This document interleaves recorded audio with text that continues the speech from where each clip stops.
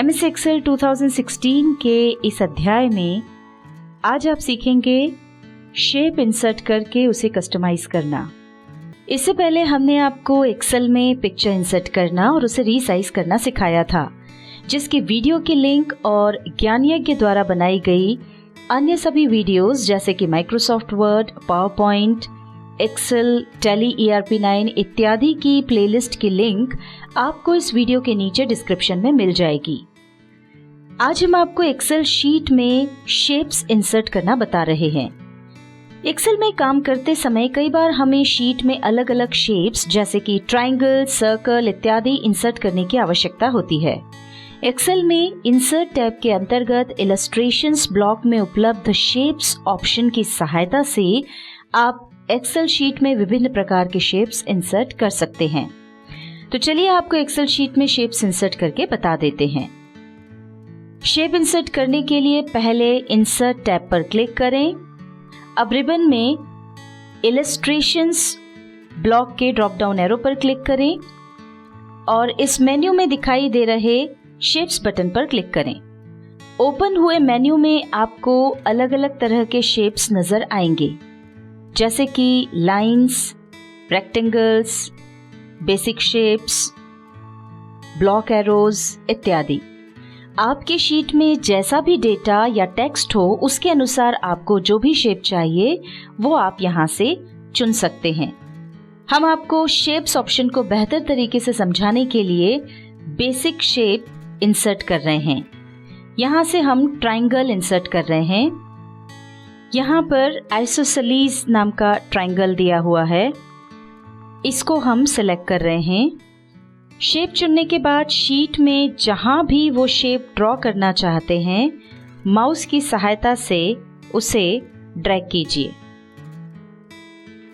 अभी इस ट्रायंगल के तीनों साइड्स इक्वल नहीं हैं। यदि आप तीनों साइड्स इक्वल करना चाहते हैं तो ड्रैग करते समय कीबोर्ड में शिफ्ट की प्रेस करके रखिए। यह हमने शिफ्ट की प्रेस की है और अब हम इसे ड्रैग करेंगे। तो यहाँ आप देख सकते हैं कि ट्रायंगल शेप जो है वो हमने ड्रॉ कर लिया है। शेप को रीसाइज करने के लिए जैसा कि हमने आपको पिछली वीडियो में बताया था कि उसके कॉर्नर पे माउस ले जाने पर जब ये डबल साइडेड एरो दिखाई देने लगे तो ड्रैग करके जब आप बाहर की तरफ ले जाएंगे तो जो भी इमेज है या शेप है वो बड़ा हो जाएगा और जब आप उसे अंदर की तरफ प्रेस करेंगे या ड्रैग करेंगे तो वो छोटा हो जाएगा। इस तरह से आप इसको रीसाइज कर सकते हैं।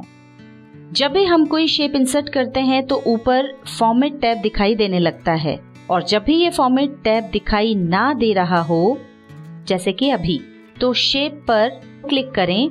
ऐसा करते ही फॉर्मेट टैब आ जाएगा। इस टैब के माध्यम से शेप की पूरी फॉर्मेटिंग की जा सकती है।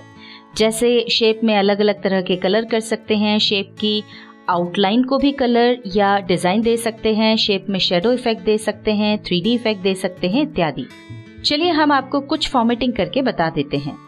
यहाँ पर सबसे पहले है एडिट शेप ऑप्शन।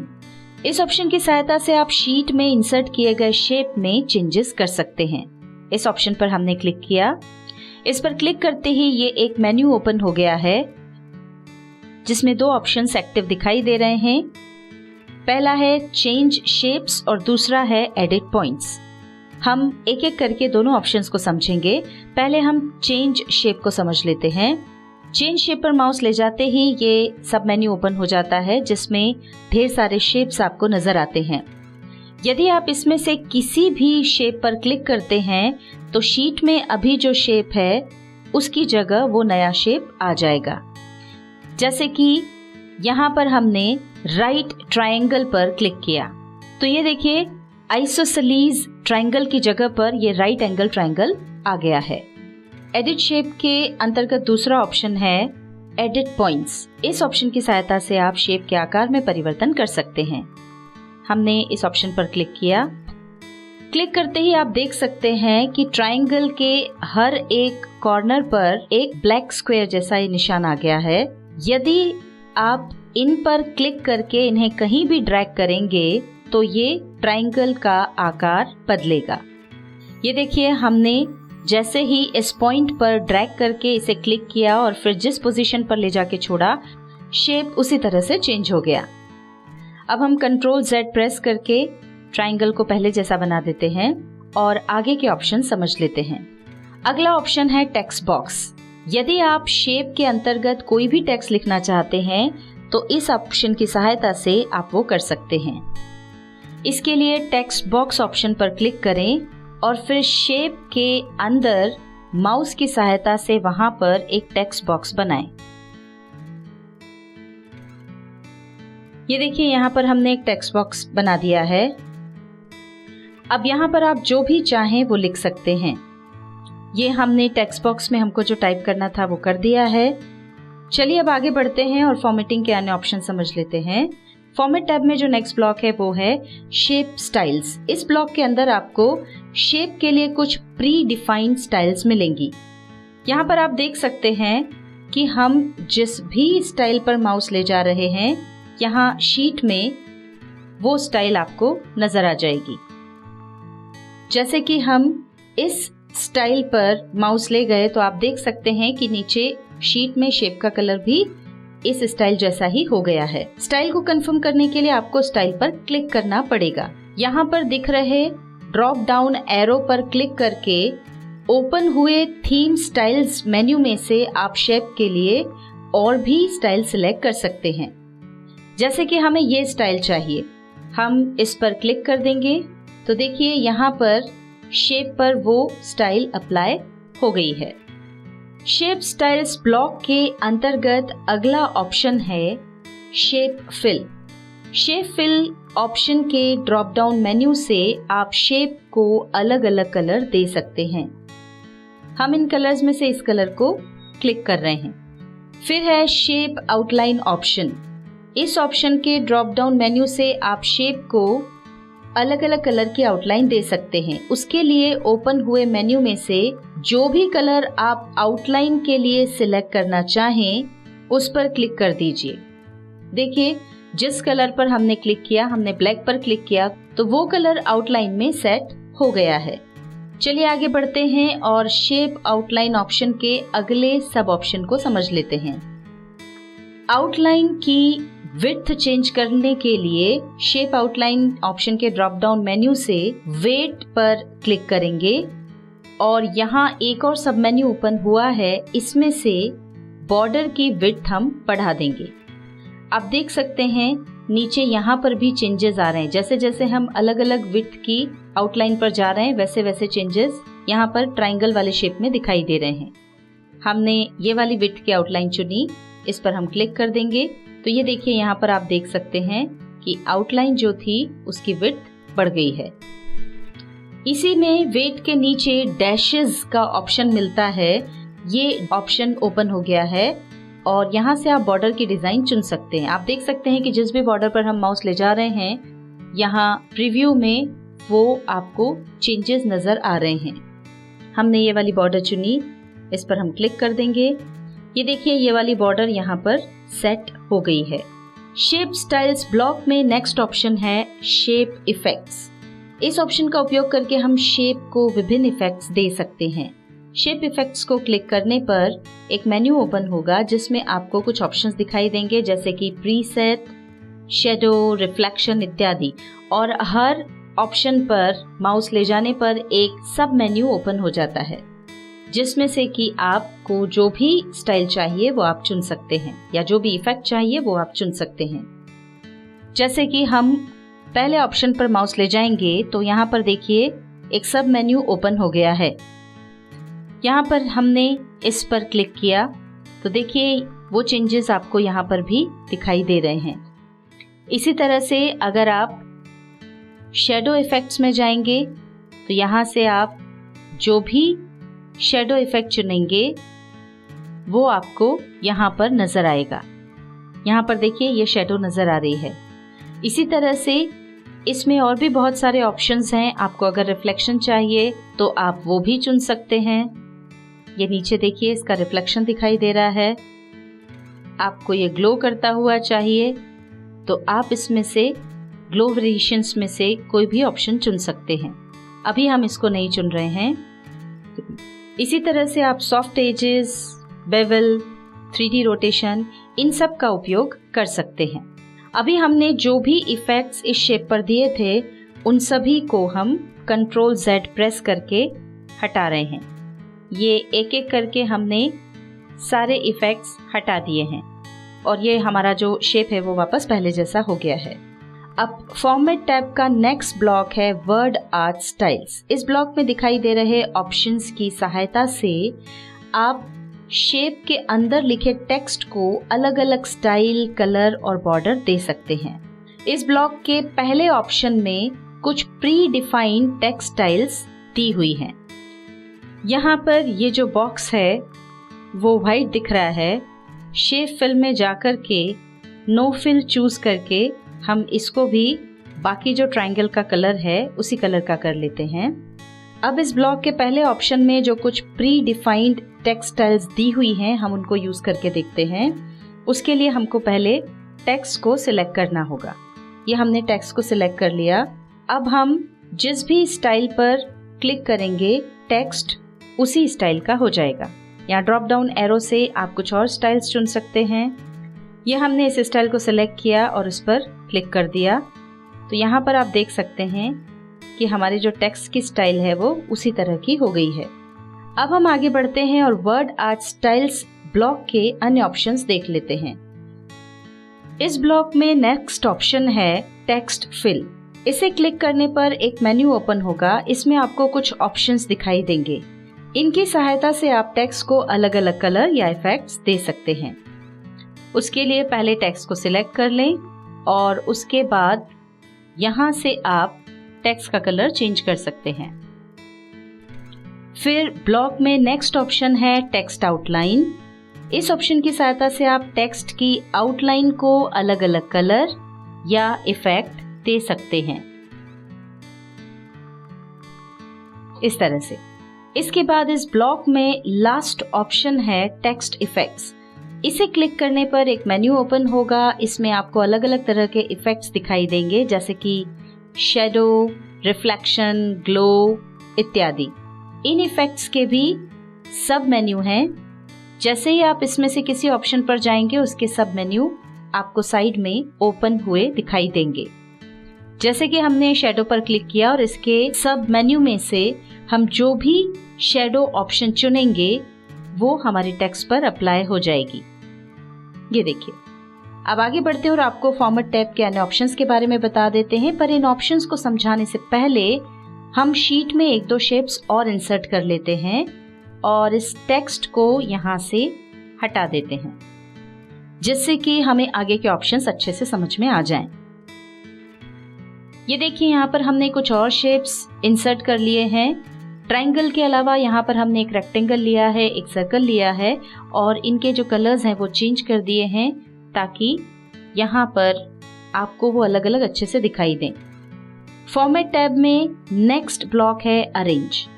इस ब्लॉक के ऑप्शंस का उपयोग करके आप शीट में इंसर्टेड शेप्स को व्यवस्थित क्रम में ला सकते हैं। जैसे कि अभी जो ट्रायंगल है वो रेक्टेंगल और सर्कल शेप के पीछे है और हम इसे आगे लाना चाहते हैं तो उसके लिए हम ट्रायंगल को सिलेक्ट करेंगे और अगर हम फॉर्मेट टैब में ब्रिंग फॉरवर्ड के ड्रॉप डाउन मेन्यू में से ब्रिंग फॉरवर्ड पर क्लिक करेंगे तो ट्रायंगल केवल रेक्टेंगल के आगे आएगा। ऐसा इसलिए हुआ क्योंकि हमने सबसे पहले ट्रायंगल शेप इंसर्ट किया था, उसके बाद रेक्टेंगल और लास्ट में सर्कल। तो ब्रिंग फॉरवर्ड को क्लिक करने पर ट्रायंगल केवल रेक्टेंगल के ऊपर आया है, वो अभी भी सर्कल के पीछे है। यदि हम ट्रायंगल को रेक्टेंगल और सर्कल दोनों के ऊपर लाना चाहते हैं यानी सबसे ऊपर लाना चाहते हैं तो उसके लिए हम यहाँ से ब्रिंग टू फ्रंट ऑप्शन पर क्लिक करेंगे। ये देखिए, इस पर क्लिक करते ही ट्रायंगल सबसे ऊपर आ गया है। ऐसे ही यदि हम सेंड बैकवर्ड के ड्रॉप डाउन मेन्यू में से सेंड बैकवर्ड पर क्लिक करेंगे तो ट्रायंगल केवल सर्कल के पीछे जाएगा, ये अभी भी रेक्टेंगल के आगे है। पर यदि हम यहाँ से सेंड टू बैक पर क्लिक करेंगे तो ट्रायंगल सबसे पीछे चला जाएगा। देखिए अब ये सर्कल और रेक्टेंगल दोनों के पीछे है। अब चलिए हम इन शेप्स को सही से अरेंज करके आगे के ऑप्शन समझ लेते हैं। हमने इन शेप्स को अरेंज कर लिया। यहाँ पर हम ट्रायंगल भी देख सकते हैं, रेक्टेंगल भी और सर्कल भी। अब इस ब्लॉक में नेक्स्ट ऑप्शन है सिलेक्शन पेन। इस पर क्लिक करने पर एक साइड पैन ओपन होगी। इसमें आपको शीट में इंसर्टेड शेप्स की लिस्ट दिखाई पड़ेगी। आपको हर शेप के सामने एक आंख का आइकन बना हुआ दिखाई देगा, जिसकी सहायता से आप किसी भी शेप को हाइड कर सकते हैं या फिर दिखा सकते हैं। जैसे हमने रेक्टेंगल शेप के सामने दिखाई दे रहे आंख वाले आइकन पर क्लिक किया तो देखिए यहाँ से जो रेक्टेंगल है वो गायब हो गया है, वो दिखाई नहीं दे रहा है, वो हाइड हो गया है। और यहाँ पर रेक्टेंगल शेप के नाम के सामने वाला जो आइकन था आंख का, उसकी जगह पर एक डैश आ गया है। अगर हम इस डैश पर दोबारा क्लिक करेंगे तो रेक्टेंगल शेप यहाँ पर वापस आ जाएगा। अब हम इस सिलेक्शन पैन को क्लोज कर देते हैं। अरेंज ब्लॉक में नेक्स्ट ऑप्शन है ग्रुप। अभी ये ऑप्शन एक्टिव नहीं है। इस ऑप्शन को उपयोग करने के लिए पहले हम हमारे ये जितने भी शेप्स हैं इन सभी को एक साथ सिलेक्ट कर लेंगे। उसके लिए हम कंट्रोल की प्रेस करेंगे और हर शेप पे क्लिक करते हुए तीनों शेप्स को हम सिलेक्ट कर लेंगे। अब ये देखिए तीनों शेप्स को सिलेक्ट करते ही यहाँ पर ग्रुप वाला जो ऑप्शन है वो एक्टिव हो गया है। इस पर क्लिक करेंगे। इसमें पहला ऑप्शन है ग्रुप, इस पर क्लिक कर देंगे। ग्रुप ऑप्शन पर क्लिक करते ही ये जितने भी सिलेक्टेड शेप्स थे वो ग्रुप हो जाएंगे। इसका मतलब ये हुआ कि इन तीनों शेप्स का एक ग्रुप बन गया है। अब ये तीन अलग अलग शेप्स ना हो करके एक शेप बन गए हैं। अब इसको अगर हम मूव भी कर रहे हैं तो ये एक साथ मूव हो रहे हैं। अगर हम कोई फॉर्मेटिंग भी करेंगे तो उसमें भी मान लीजिए हमने कोई कलर फिल किया तो तीनों में एक सरी का कलर फिल हो जाएगा, क्योंकि अब ये एक शेप की तरह काम कर रहा है। पर अगर इस पूरे ग्रुप में से हमको किसी पर्टिकुलर शेप को कस्टमाइज करना है या एक शेप को मूव करना है, उसकी जगह बदलना है, तो उसके लिए हम उस शेप पर क्लिक कर देंगे। ये हमने सर्कल पर क्लिक किया तो अब ये सर्कल सिलेक्ट हो गया है। अब अगर हम इसको क्लिक करके मूव करेंगे तो ये कहीं भी मूव किया जा सकता है। इसमें अगर हमको कोई कलर फिल करना हो तो हम वो भी कर सकते हैं। तो इस तरह से ग्रुप के अंदर से भी अगर हमको किसी एक पर्टिकुलर शेप को कस्टमाइज करना है या उसको कहीं मूव करना है तो उसको सिलेक्ट करके हम ऐसा कर सकते हैं। जैसे ही हमने बाहर कहीं भी क्लिक किया और अब वापस अगर हम इसको मूव करते हैं तो ये पूरा ग्रुप की तरह ही मूव होगा। हम सर्कल को सिलेक्ट करके वापस इसको इसकी पुरानी पोजीशन पर ले आते हैं। अब अगर हमको ये ग्रुपिंग खत्म करनी है, सारे शेप्स को अनग्रुप करना है वापस से, तो उसके लिए इस ग्रुप को सिलेक्ट करके फॉर्मेट टैब में हम वापस से जाएंगे अरेंज ब्लॉक के ग्रुप ऑप्शन पे। यहाँ पर देखिए अनग्रुप ऑप्शन एक्टिव दिख रहा है, इस पर क्लिक कर देंगे। अब ये जो सारे शेप्स हैं ये अलग अलग हो गए हैं। अब अगर हम मूव करेंगे तो जिस शेप पे हम क्लिक करेंगे केवल वही शेप मूव होगा। अरेंज ब्लॉक का आखिरी ऑप्शन है रोटेट। इस ऑप्शन में इसके मेन्यू में दिखाई दे रहे ऑप्शंस की सहायता से हम शेप्स को 90 डिग्री राइट या लेफ्ट रोटेट कर सकते हैं या फिर वर्टिकली या हॉरिजॉन्टली भी रोटेट कर सकते हैं या फ्लिप कर सकते हैं। यहाँ पर हमने ट्रायंगल को सिलेक्ट करके रखा हुआ है और जैसे ही हमने रोटेट राइट 90 डिग्री पर क्लिक किया तो ये देखिए ये जो हमारा ट्रायंगल था वो रोटेट हो गया है। इसे हम वापस से पहले जैसा कर लेते हैं। इस ब्लॉक में आखिरी ऑप्शन है साइज। इसके अंदर दो ऑप्शंस हैं, शेप हाइट और शेप विड्थ। इन ऑप्शंस की सहायता से आप शेप्स की हाइट और विड्थ चेंज कर सकते हैं।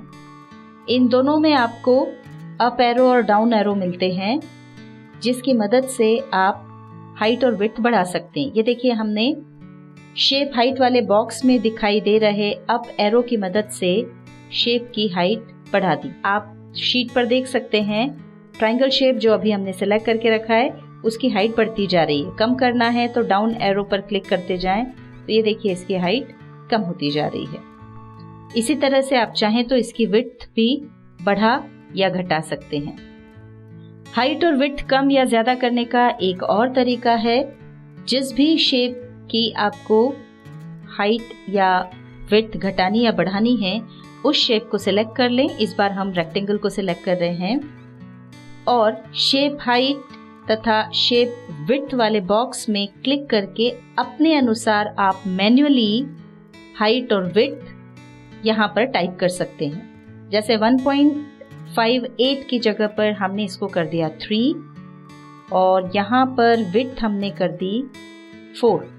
ये देखिए रेक्टेंगल की जो हाइट और विड्थ है वो चेंज हो गई है। तो इस तरह से आप शेप हाइट और शेप विड्थ में इन एरोज की मदद से या फिर मैन्युअली नंबर डाल करके भी किसी भी शेप की हाइट या फिर विड्थ चेंज कर सकते हैं। यदि आप किसी शेप को डिलीट करना चाहते हैं तो उस शेप पर क्लिक करके कीबोर्ड में डिलीट की प्रेस कर दीजिए। ये देखिए हमने यहाँ पर रेक्टेंगल को सिलेक्ट करके रखा है, जैसे ही डिलीट की हमने प्रेस की, यहाँ से रेक्टेंगल शेप डिलीट हो गया है। MS Excel 2016 के इस अध्याय में आज आपने सीखा शेप इंसर्ट करके उसे कस्टमाइज करना। अगर आपको हमारी ये वीडियो पसंद आई हो तो इसे लाइक जरूर करें, अन्य लोगों के साथ शेयर करें